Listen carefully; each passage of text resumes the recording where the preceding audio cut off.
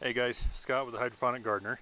In this episode, I'm going to show you the two side systems I have on this big U-shaped contraption and how they work and what they are.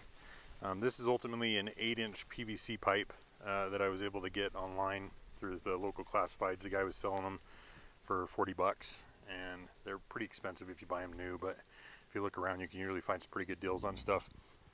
And so I got two sections. This is an 8-footer and the other side is a 10-footer, and I knew that when I bought them I was going to implement them somehow into this system. Just a side note, don't get hung up on the name of systems. In my last episode I called these Dutch buckets and someone was pretty adamant that's not what they were, but ultimately that's the closest thing they are to the system that describes what they are. So I'm just showing you what I've got. I don't know everything, and take this stuff with a grain of salt. The whole purpose for doing these videos is to share my experiences with you, show you what I've done that works and doesn't work. There's a lot of things I've done that have overcomplicated things, so I'm going to point those out as far as what makes things a lot easier and saves you a lot of hassle in the process of doing this.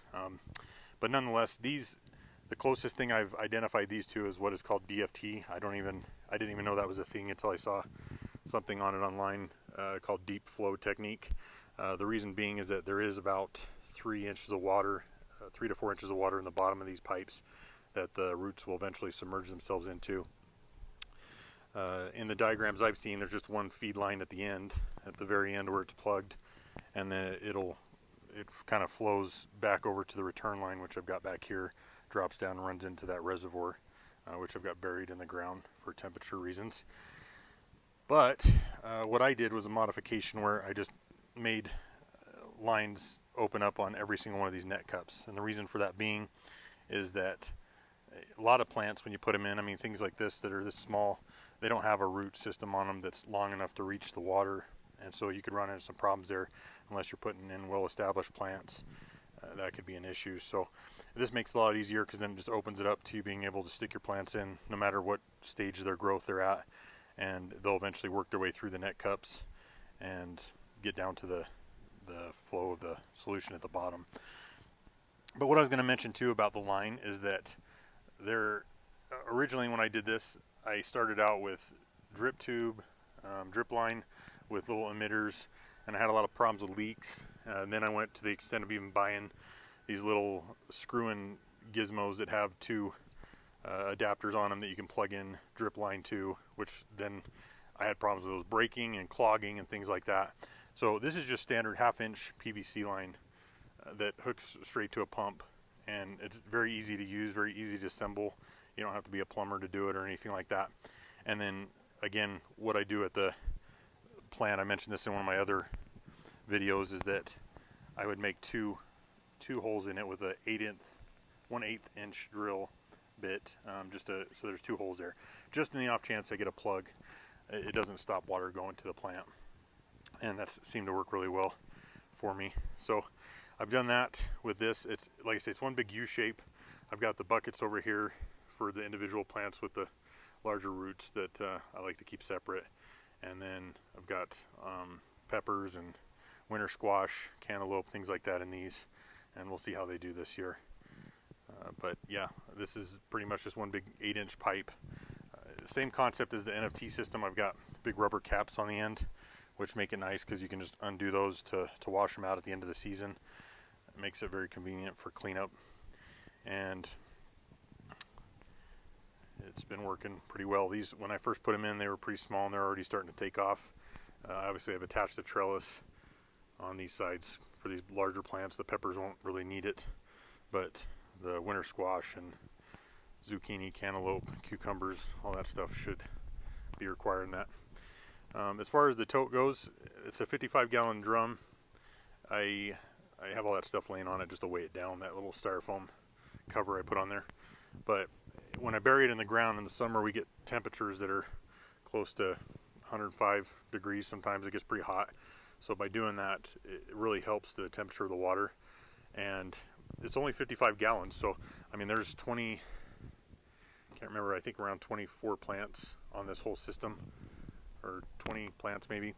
But it would eat up that water pretty quick on a hot day. So what I've done is, this contraption here is a 250 gallon IBC tote, and I've layered it with a bunch of tarps that works as insulation just to help with the heat as well, keeping the water cool in there. But the water in this is just pH balanced. I don't put any nutrients in it or anything like that, because if you stick your nutrients in there and then they go into the reservoir, it can boost your nutrient count higher than it needs to. The plants will drink up water a lot faster than they will their nutrients when it's hot, and so you don't want to end up having your nutrients spike. But anyhow, it's connected down here at the nozzle. I've got a little elbow dropping it down into the ground there just so I don't trip over it, and then that runs across this side over into the tote here. I can barely see it because I've got it covered there, but that 1/2 inch line there, and it elbows up in with a little float valve. So when the water level drops on the tote, it will automatically add more pH balanced water into the tote. So it's a lot less maintenance. I mean, I actually don't have to check the water level in the larger tote, but maybe once a week. And even then I could probably go 2 weeks sometimes without having to check it. I just like to check it weekly to make sure it's not draining too fast. But this season I tried to do a whole range of things. I've got a deep water culture system right there. These are Kratky buckets that I got going here, and then some soil-based stuff, corn. I did try growing corn DWC one season, and it was just a little too hard because they are very top heavy. They're already a challenge to keep in the ground in soil, but it was kind of hard to try and keep them stabilized, so it didn't work out as well as I wanted it to. A couple of potatoes in soil buckets there. And then just as an experiment, I've compared a few things. In soil-based versus hydroponics-based, I've got a winter squash plant that is growing in Kratky over on this end here. I could show you. I did an episode on that where I compared the beginning and the before and after. It's already getting even bigger than it was just from my last episode, but this thing's pretty wild to see what the roots have really taken off on that. And that's actually in a Kratky bucket. I mean, just a big 55 gallon drum. There's nothing power or nothing to that, and we'll see how that goes. I've got that ready to be trellised. But that winter squash plant, and then I've got a cantaloupe growing in this system, which I'm also going to compare with the soil-based cantaloupe in this system here. System versus pot, I should say. But so that's the closest thing to a DFT that I've created. Like I said, I've made a few modifications to it. Again, don't get hung up on the name of the systems. It's just showing you what works and what doesn't. But I do highly recommend this 1/2 inch PVC line for top feeding plants like this, if that's something you're looking to do to not overcomplicate things. The drip line's nice because it has its flexibility, but it comes with a lot of complications when it comes to clogs and stuff. And just an easy fix for filtration stuff. I always put paint strainer bags around my pump that's sitting in the bottom of the reservoir, and then I also have a paint strainer bag on each of the return drains at the right inside the reservoir, just so that if there is any debris that breaks loose from anything and happens to go down in there, it gets caught in that system and goes from there. So I will show you guys the progress of my systems again shortly, but I just wanted to share these systems with you so you could see how they work. This is all on the same recirculating pump with one reservoir, and like I say, it's quite a few plants, so it's pretty nice to see it's working out all right. If you guys have any questions, again, hit me up, and have a great day. Take care. Bye.